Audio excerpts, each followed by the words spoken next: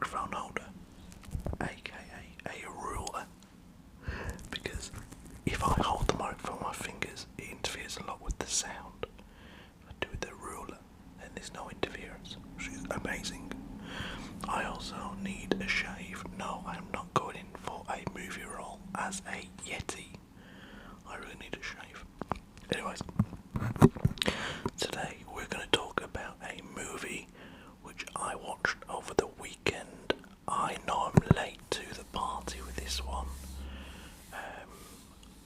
I don't go to the cinema, I'll be honest with you. I used to quite a bit as a young lad or a young man, and quite often with my daughter as she was growing up.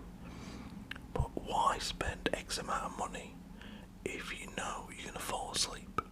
If you put me in a dark room, no matter what the movie is, I'm likely to fall asleep. So I was like, we'll just get it on the TV once it's released. So I think it was like $5.99 to have it rent it for 2 days. The Batman, obviously, is the movie we're talking about, hence the thumbnail and the title.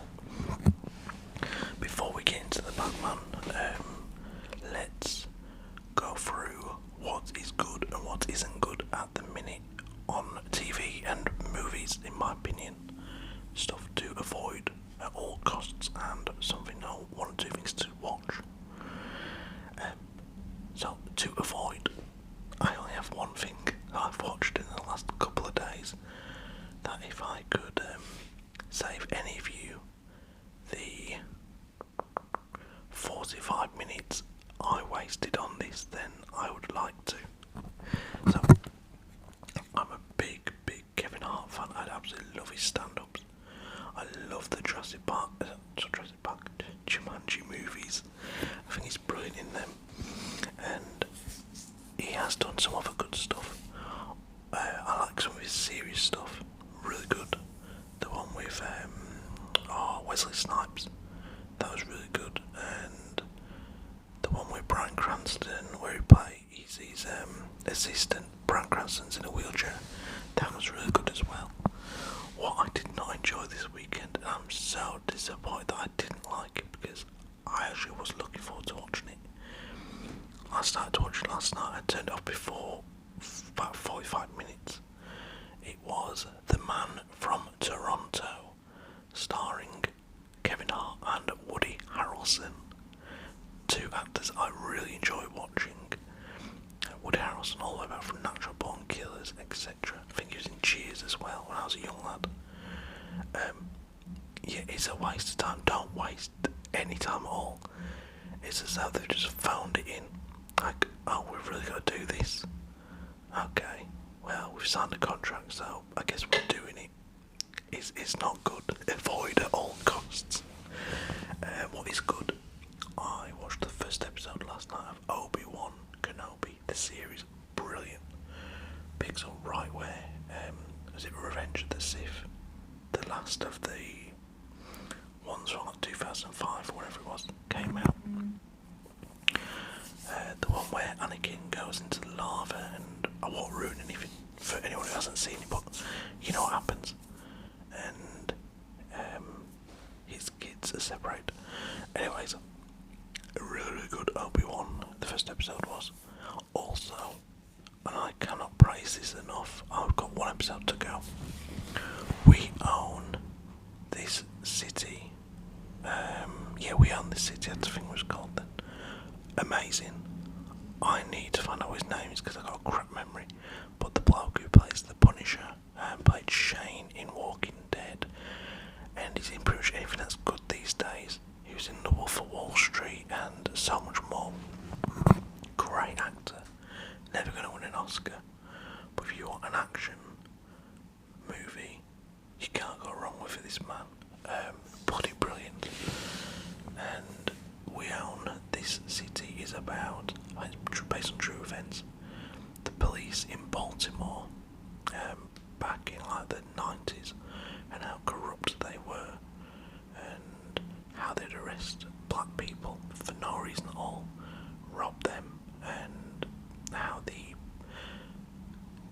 police investigate these officers and did like undercover operation and took them down. It's bloody great.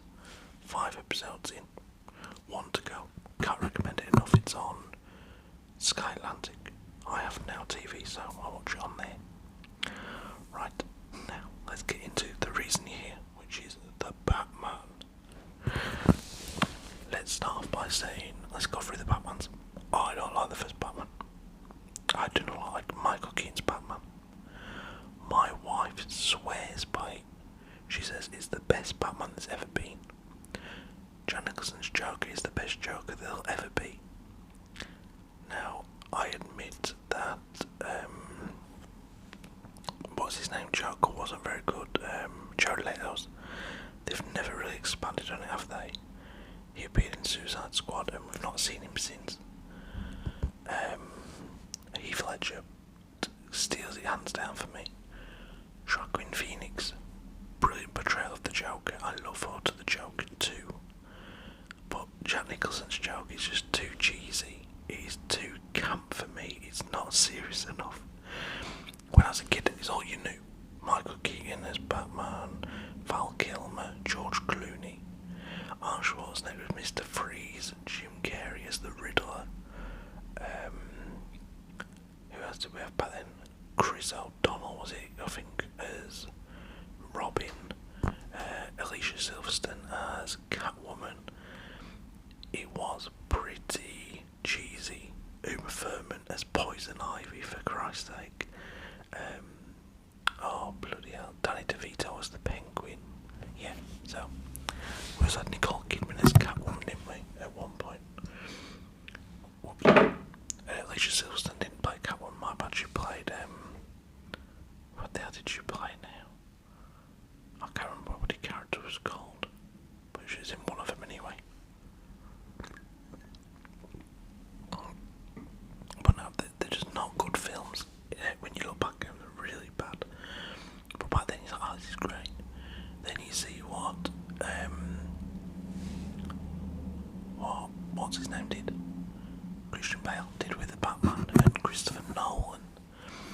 And you get Heath Ledger as the Joker and Tom Hardy as Bane. And you're like, wow, this is took it up a notch, or this took up another whole other level. Wow. Then Christian Bale and Chris Nolan step away. And you're like, oh, what's going to happen with the Batman next? And then you see Ben Affleck's Batman. And I'm so glad he never got his own Batman movie. He was so bad as Batman, in my opinion anyway. Probably the worst one he's ever been. The suit they put on him just made him look absolutely flipping ridiculous, like massive, absolutely huge. Rather than Batman, he's more fat man. And then we had, like I said, Joker in Suicide Squad, entertaining for the little bit he was in it. Then you don't see him again. Joaquin Phoenix as Joker also. But it was for a little while, where are they going with Batman? Because he weren't getting his own movies, he was just appearing in a little bit in Suicide Squad and in the Justice League thing and whatnot. Batman v Superman, I didn't enjoy that either. But the way they've gone with this one, Robert Pattinson as the Batman, not so much an origin story. It's not like how he becomes Batman. Like, he already is. He's already tells you from the start. He says, look, I basically hunt in the night and I take down the bad guys and stuff. I'm going to try my best not to give out any spoilers here. So this isn't like a action hero movie or a superhero movie. There are no bad guys with superpowers. There's no superheroes with powers. You get Batman, you get Catwoman. Both can fight, and both are quite athletic, and they got Batman's obviously got his gadgets and stuff. That's about it. You got Robert Pattinson as the Batman. Catwoman. We have oh flipping what's his name? The bloke who played oh Lord of the Rings, little man, my precious Andy Serkis. Also played King Kong. He plays Alfred. We have Jeffrey Wright as Chief Gordon. Paul Dano as the Riddler. Colin Farrell as the Penguin. That was pretty cool. I liked how they did that. John Turturro as Carmine Falcone, who's like meant to be the big bad guy in this, but he don't do anything that bad. Like, he's not in there and causing havoc everywhere. He has, like, you know, a bit of a menace inside to him, I guess. The main bad guy is the Riddler. That's not really giving anything away to anyone. You should all know that if you want to watch the Batman, if you're not already. So you got the Riddler as the bad guy. But again, I suppose it's good when you meet him and you're like, okay, how can this man be doing all this stuff? He don't look like a scary bloke. He's not a big bloke. He's not a Bane. I mean, you look at Bane, I was like, wow, look at the size of this man. The Joker is menacing and dangerous to hell. You don't know what he's going to do next. The Riddler, yeah. So, let's get into it. Basically, this is not, like I said, it's not a superhero movie. It is more of a detective movie. It's a whodunit.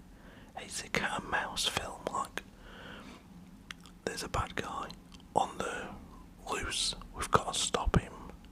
How do we stop him? We chase him, and eventually we will catch him. And that's pretty much it. There's nothing else to it, really. Well, there is more to it, obviously. The backstory, I really enjoyed that. The storytelling in this was probably a lot more in depth than any other Batman movie.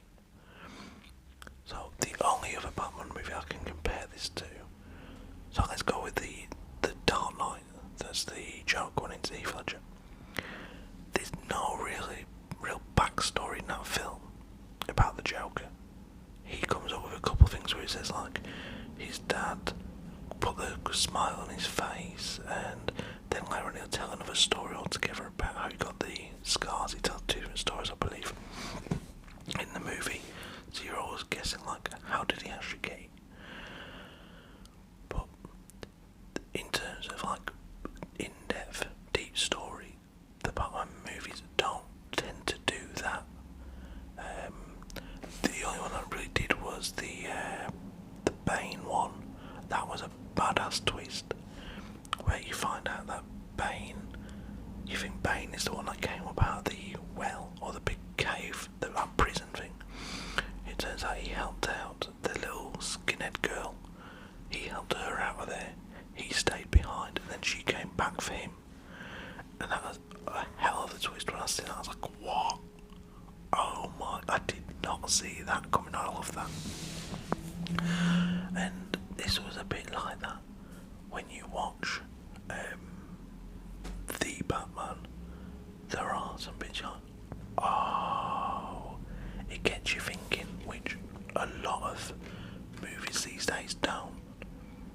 Me and my wife are sitting there for quite a bit thinking, like, maybe the riddle is this, maybe the connection is that. Because obviously there are riddles, so you like try to work stuff out. One of them was very, very obvious, and the characters didn't get it. It's like about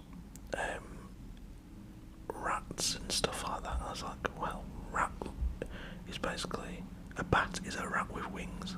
So it's the Batman. He's talking about the Batman. We find out a little bit about Bruce's dad, and how maybe he wasn't the innocent businessman that he's been portrayed in the other Batman movies, which I thought was really good. Robert Pattinson played the part brilliantly. He was really good. The music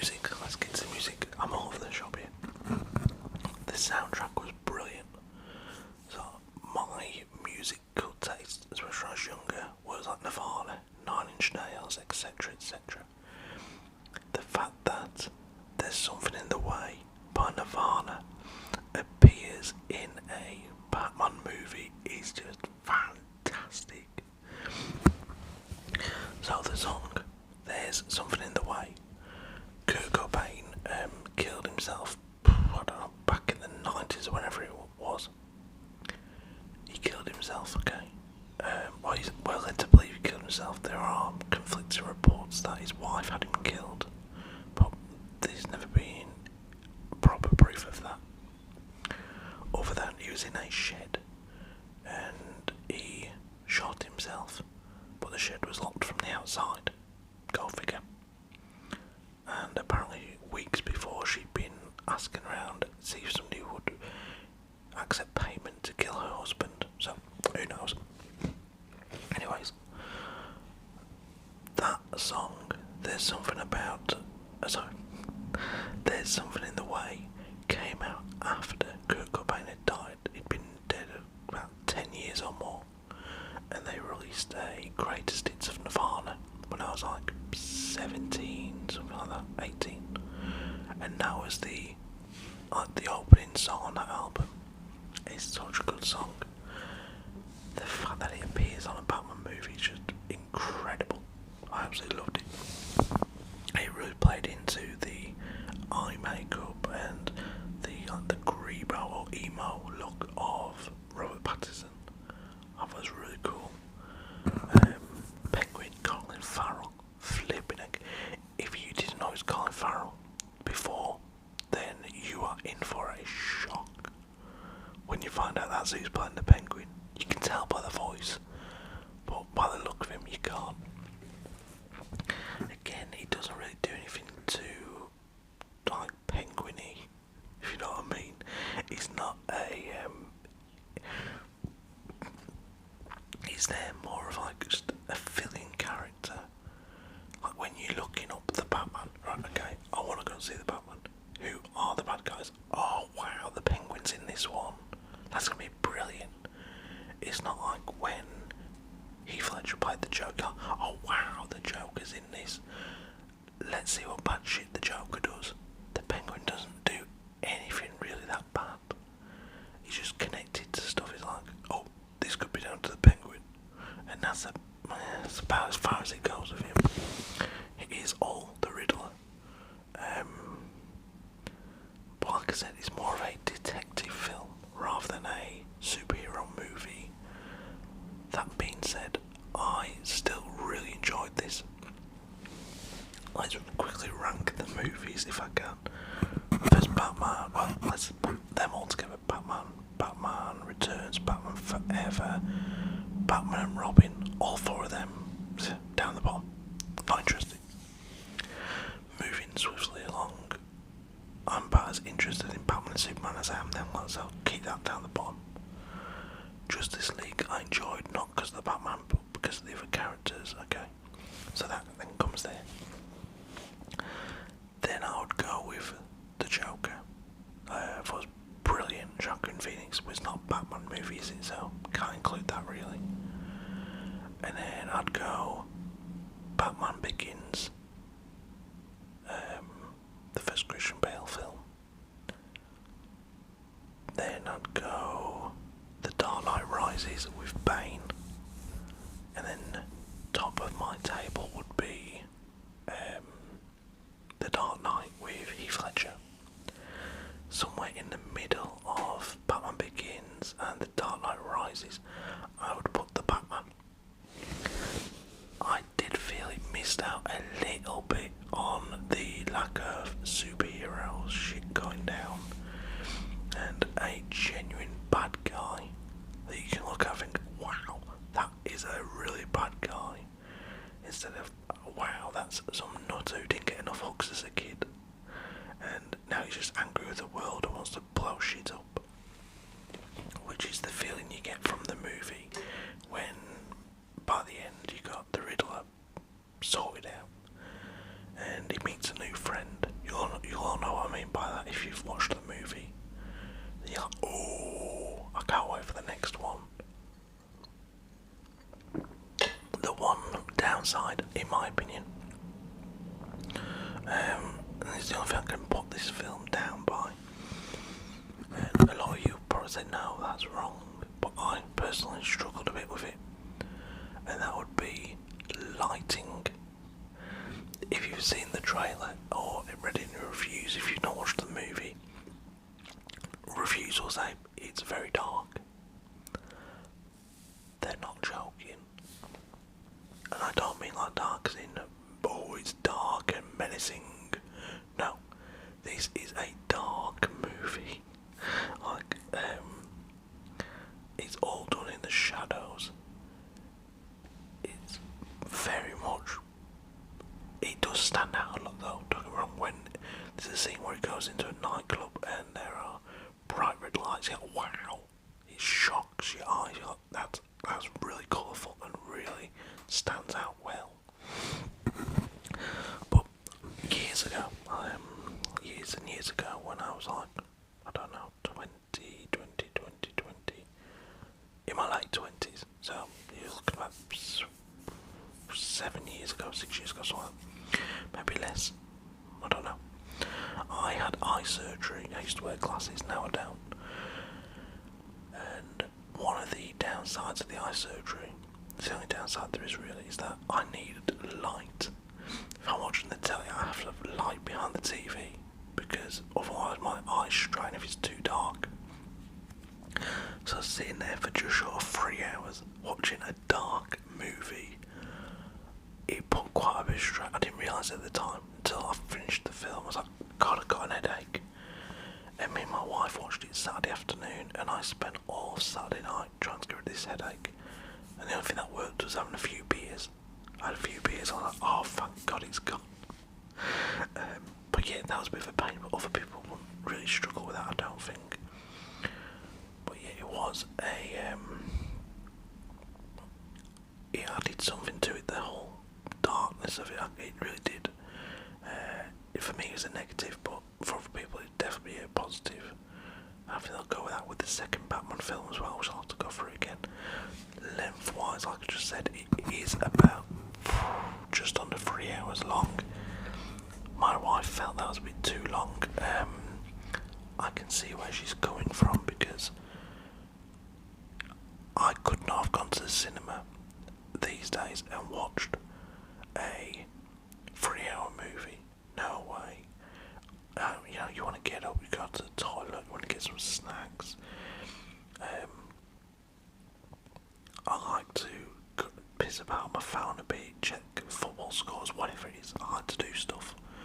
And then I pause the film for 5 minutes and get back into it. That's how I roll. When I was younger, I'd be like, yeah, 3 hours, I'm hardcore, I can't wait to watch this. But I can't do it these days. So, going to the cinema for that long would have been, but when I was a kid, they used to do adverts. Even if it was like a shorter film, you'd get like a bit of an interval. And you don't get that these days, do you? But you could definitely benefit from that. Overall thoughts on the film. Great film. Great soundtrack. Great acting. I missed the superhero part of it. Or like having a really bad guy as opposed to some nutter that you seem to get all the time in America these days, a nutter go around killing kids or whatever. Not that the Riddler kills any kids, but you know what I'm saying. He's just a very angry young man. But yeah, give it a go. Let me know your thoughts. Out of 10, I'm going to give it a